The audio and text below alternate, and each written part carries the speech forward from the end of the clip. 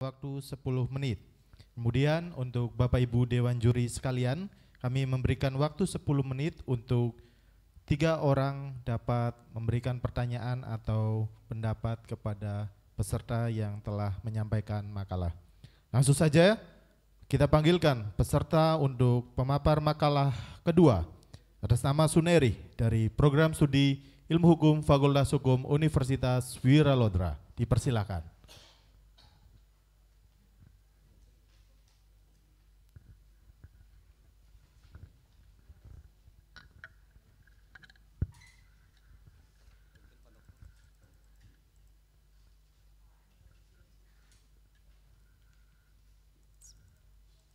Assalamualaikum warahmatullahi wabarakatuh. Waalaikumsalam warahmatullahi wabarakatuh. Alhamdulillah, amma ba'd. Semoga keberkahan dan kesejahteraan senantiasa melindungi kita semua. Dewan juri yang saya hormati, Dr. Ida Yulianawati MPD.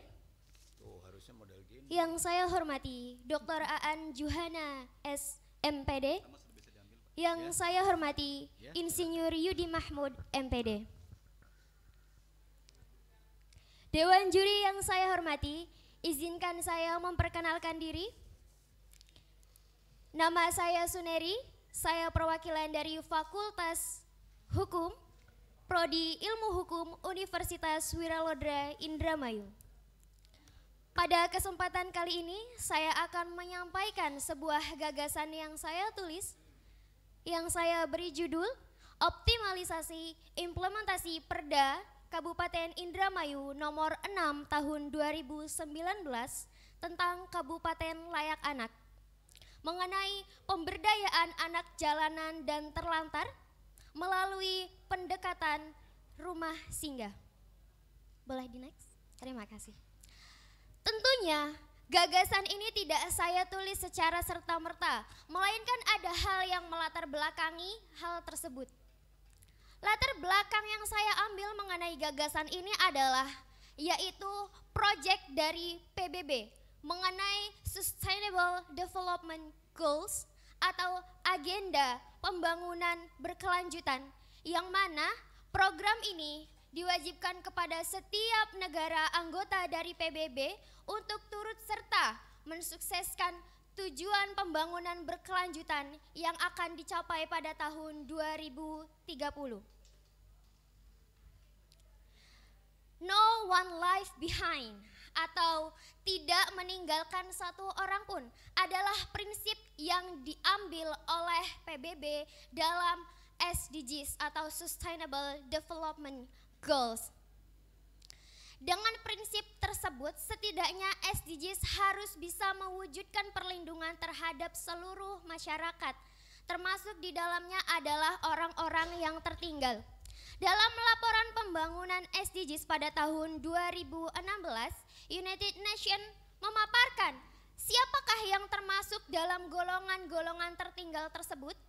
Salah satunya adalah anak-anak muda, anak kecil, dan juga lain sebagainya seperti penderita atau penyandang HIV/AIDS, lanjut usia, masyarakat adat, bahkan hingga pengungsi dan buruh migran. Berdasarkan bunyi pasal 55 ayat 1 Undang-Undang nomor 23 tahun 2002 tentang perlindungan anak, menyatakan bahwa pemerintah wajib menyelenggarakan pemeliharaan dan perawatan anak terlantar, baik di dalam lembaga maupun di luar lembaga. Hal ini tentu menjadi perhatian kita bersama. Harus kita perhatikan bahwa ternyata dalam data nasional baru ada 2,5 juta anak jalanan yang mendapat bantuan dan pembinaan. Hal ini tentu sangat berkaitan dengan jumlah daripada populasi anak di Indonesia sendiri yang sangat banyak. Hal tersebut tentu masih belum mengcover secara keseluruhan dan belum dapat memberikan kesejahteraan kepada seluruh anak di Indonesia. Untuk itu, pemerintah selaku pemangku kebijakan, kami berharap agar pemerintah bisa mengeluarkan suatu produk yang mana produk ini suatu kegiatan yang bisa mengcover seluruh anak-anak dan memberikan mereka kesejahteraan secara keseluruhan. Terutama anak-anak yang terusir dari rumahnya, anak-anak yang terlantar di jalanan, anak-anak yang pada akhirnya karena kendala kesejahteraan sosial di rumahnya, karena kondisi ketidakharmonisan keluarganya, harus terdorong ke jalan untuk bekerja memenuhi kehidupannya secara pribadi atau bahkan melarikan diri dari rumahnya. Rumusan masalah yang saya angkat dalam presentasi kali ini adalah yang pertama, bagaimana implementasi Kabupaten Layak Anak Kabupaten Indramayu dan kaitannya dengan Sustainable Development Goals. Yang kedua adalah bagaimana upaya mengoptimalisasikan rumah singgah bagi anak-anak jalanan dan terlantar dapat diwujudkan. Kemudian tujuan daripada penulisan ini yang saya presentasikan pada kesempatan kali ini adalah, adapun tujuan utama dari penulisan karya tulis ilmiah ini adalah untuk memberikan gambaran fenomena sosial kepada masyarakat serta menstimulasi kesadaran kita bersama bahwasanya meningkatkan kepedulian kepada masyarakat itu, kepada anak-anak itu adalah kewajiban kita bersama. Kita perlu meningkatkan kesadaran bahwa anak-anak ini perlu kita beri ruang yang aman untuk mereka, yang mana mereka di dalam ruang tersebut bisa berkembang, bisa menemukan kembali jati dirinya sebagai seorang anak-anak yang dimana masa itu dia dalam masa tumbuh dan berkembang. Dia dapat memperoleh haknya secara utuh, selayaknya anak-anak yang seharusnya memperoleh masa depan yang indah dan kehidupan hari ini yang bahagia. Selanjutnya, manfaat daripada penulisan ini adalah meningkatkan kesadaran masyarakat dan stakeholder yang berwenang untuk lebih peduli dan bersimpati atas keberadaan anak jalanan dan terlantar. Yang kedua adalah menjadi bahan rekomendasi program penyelenggaraan rumah singgah kepada pemerintah untuk dilaksanakan dan diperhatikan secara lebih serius. Yang ketiga adalah memberikan sumbangsih gagasan dalam mewujudkan Indramayu sebagai kabupaten layak anak seperti yang sudah kita cita-citakan sejak dahulu, bahkan regulasinya sudah dibuat dan disahkan di Kabupaten Indramayu pada tahun 2019. Tentu per hari ini sudah 2022, sudah 3 tahun berlalu. Tapi apakah implementasinya sudah maksimal? Perlu kita kaji bersama, perlu kita perhatikan bersama. Karena fakta di lapangan, anak-anak terlantar, anak-anak jalanan masih sangat marak di daerah-daerah yang sebetulnya berbahaya bagi mereka sendiri. Jalanan yang ramai, pasar yang kumuh, membuat mereka terdorong sebagai generasi yang memiliki efek buruk. Bagaimana efek buruk itu bisa terjadi kepada mereka adalah karena mereka biasa hidup keras di jalanan, biasa hidup keras di lingkungan yang kumuh. Mereka terbentuk menjadi generasi yang sulit diatur, yang bahkan seharusnya generasi muda yang diharapkan dapat menjadi sumber daya yang luar biasa bagi kemajuan Indramayu khususnya dan umumnya Indonesia akan justru menjadi masalah jika mereka tidak kita pedulikan secara khusus dan tidak kita urus secara betul-betul. Kemudian mengenai definisi, apa yang disebut dengan kabupaten layak anak? Kabupaten layak anak adalah sebuah kabupaten atau sebuah daerah yang memiliki sistem pembangunan dan pelayanan publik yang mengutamakan pada kesejahteraan anak. Kemudian apa yang disebut dengan anak jalanan dan terlantar? Anak-anak jalanan adalah mereka yang tidak mendapatkan kesejahteraan di rumahnya, yang hidup di jalanan, kemudian bekerja dan menghabiskan berbagai macam hal, menghabiskan banyak waktunya di dalam luar rumah atau di dalam jalanan yang sejatinya keras dan berbahaya untuk mereka. Kemudian bagaimana dengan anak terlantar? Anak terlantar adalah mereka yang tidak mendapatkan haknya secara penuh dari orang-orang yang seharusnya memperdulikan mereka. Salah satunya adalah anak-anak yang tidak mendapatkan kesejahteraan sosial, kasih sayang, bimbingan moral, dan juga pendidikan yang mumpuni.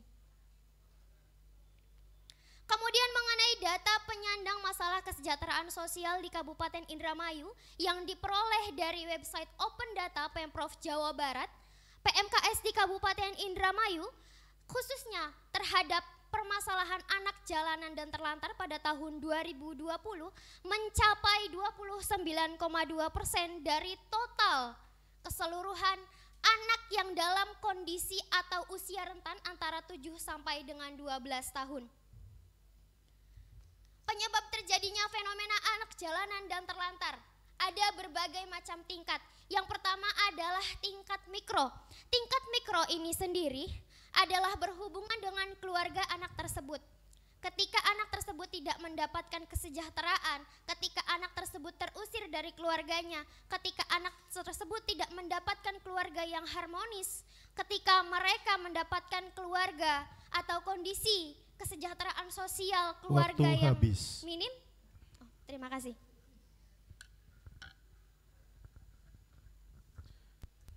Untuk waktu 10 menit, pengomentaran Bapak Ibu Dewan Juri, kita mulai dari Ibu Dr. Ida Yulianawati MPD. Dipersilakan.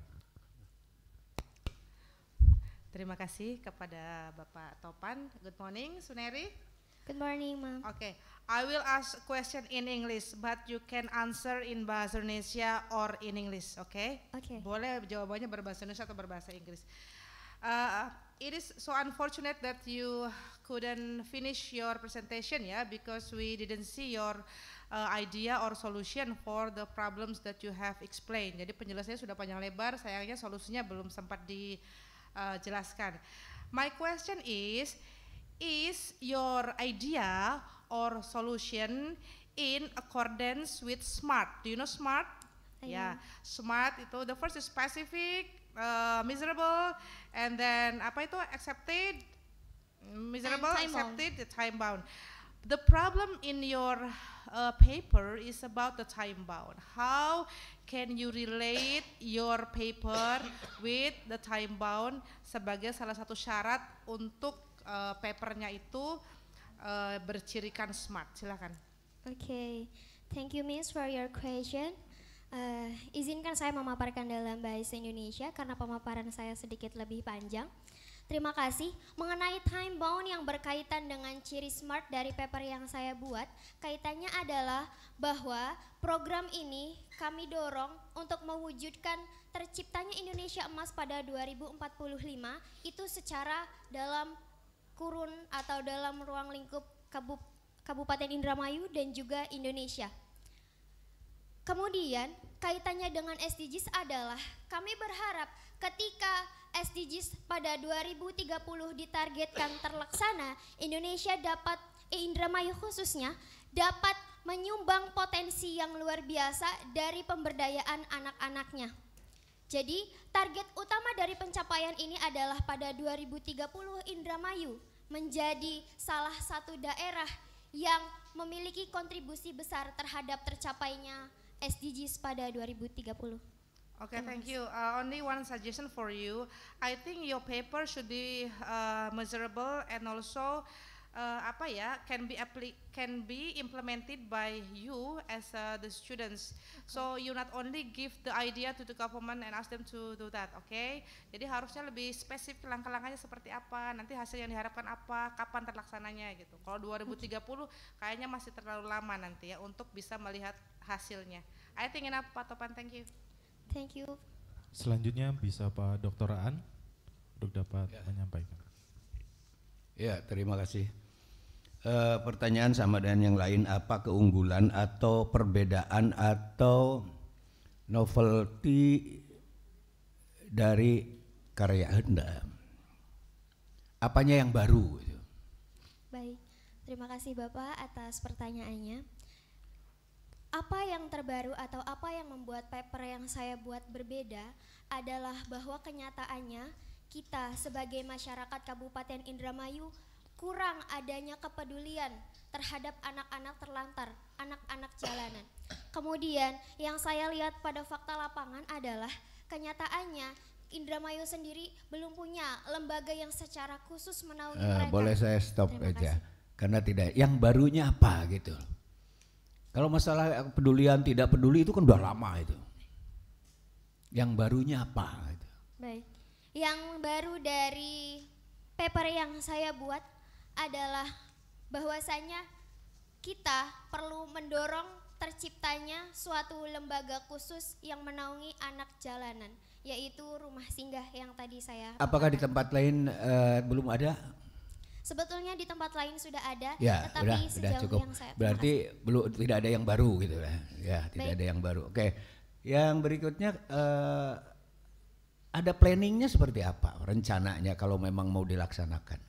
Baik, paper yang saya buat apabila dilaksanakan akan saya audiensikan dengan pihak dinas sosial dan juga pemerintah daerah Kabupaten Indramayu bahwasanya kita siap untuk turut serta mensukseskan apabila Kabupaten Indramayu memang akan mengimplementasikan dan juga mewujudkan gagasan rumah singgah bagi anak jalanan dan terlantar.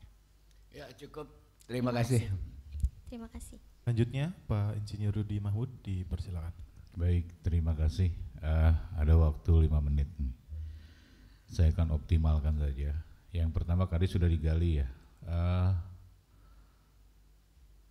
Pada saat menyusun tulisan ini, dibimbing tidak? Dibimbing, Bapak. Bimbing, ya. Dibimbing dan saya lihat ditandatangani oleh, tidak ditandatangani oleh pembimbingnya. Ya, ini legalitas. Karena di kata pengantar, ini sedikit koreksi saja, masih tahun 2019. Ya, jadi ini karya ilmiah, kata pengantarnya ini masih Pilmapres 2019. Kata pengantarnya, gitu kan. Ini kan harus nulis kan harus teliti ini. Padahal sekarang kan Pilmapres tahun 2022, itu satu. Kemudian untuk tulisan dulu. Jadi harus teliti. Kemudian pada saat presentasi ini saran. Sebetulnya kan di terakhir itu ada visual gagasan. Di situ saja tidak usah banyak karena kami memegang draft saudara. Jadi lengkapnya sudah ada. Jadi justru kita ingin melihat karena dalam penilaian ini adalah bagaimana Anda mempresentasikan dalam waktu singkat. Nah, sebetulnya di panduan sudah diarahkan, ada visualisasi gagasan. Nah, tadi sudah ditanya, rumah singgah ini kan sudah banyak ya. Kenapa tidak dicari adalah rumah singgahnya diperdalam gitu. Yang di tempat lain rumah singgah itu hanya ngatur apa saja. Tapi justru adalah macam kegiatan-kegiatan yang menarik untuk anak jalanan di rumah singgah di Indramayu yang berbeda dengan yang lain, yang kata di Pak An bilang novelty-nya. Rumah singgah sudah banyak dari dulu, tapi rumah singgah yang bagaimana yang di Indramayu ini sih berbeda dengan yang lain, memiliki keunggulan komparatif dibanding yang lain, itu harusnya. Jadi kalau ini kan ini normatif saja, kalau saya lihat kan penerapan begini itu saja seperti itu. Nah ya saya ingin tanya coba, kalau tadi ini solusinya sudah ada, gagasan kira-kira apa kira-kira nih yang kalau Anda sekarang terpikir dalam sekian menit, kira-kira apa nih yang di rumah singgah itu yang, karena anak ini tidak hanya anak jalanan ya, tanggung jawab besar. Anak-anak yang TKW TKI juga secara fisiologis lebih bermasalah lagi itu kan seperti itu. Nah, apa kira-kira nih saya ingin dengar dari saudara? Terima kasih Bapak atas pertanyaannya. Kira-kira program apa saja yang bisa kita implementasikan dalam penyelenggaraan rumah singgah yang sebetulnya saya tulis di paper tadi adalah bahwa kita perlu melakukan yang namanya bimbingan keagamaan terhadap mereka, itu yang pertama. Karena sebetulnya setiap perkembangan apapun perlu kita dasari dengan pengetahuan agama. Sehingga mereka dapat menyadari bahwa mereka adalah bagian daripada perkembangan dan juga bagian daripada penyelenggaraan yang namanya alam semesta. Bahwasanya agama juga bertujuan untuk menciptakan kedamaian. Kemudian bagaimana program-program yang bisa diadakan? Salah satunya adalah tentu bimbingan mental. Kemudian di dalamnya ada juga berupa kegiatan-kegiatan yang membuat mereka itu berkembang, seperti pelatihan kewirausahaan, seperti berbagai macam kegiatan kreatif dan lain sebagainya. Terima kasih Bapak. Baik, terima kasih. Dari saya cukup ya. Tapi ini untuk perbaikan yang lain memang. Jadi tolong untuk peserta itu dibaca betul panduan. Ya, ini hurufnya aja beda-beda ini. Hurufnya, jenis hurufnya beda-beda. Itu saja. Selamat ya. Terima kasih atas jawabannya. Terima kasih atas kesempatannya Bapak. Terima kasih. Demikian presentasi atau pemaparan gagasan yang saya sampaikan. Terima kasih atas kesempatan yang diberikan kepada saya. Semoga Dewan Juri sekalian beserta panitia selalu mendapatkan keberkahan dalam hidup. Terima kasih. Wallahul muwaffiq ila aqwamit thoriq. Wassalamualaikum warahmatullahi wabarakatuh. Waalaikumsalam warahmatullahi wabarakatuh.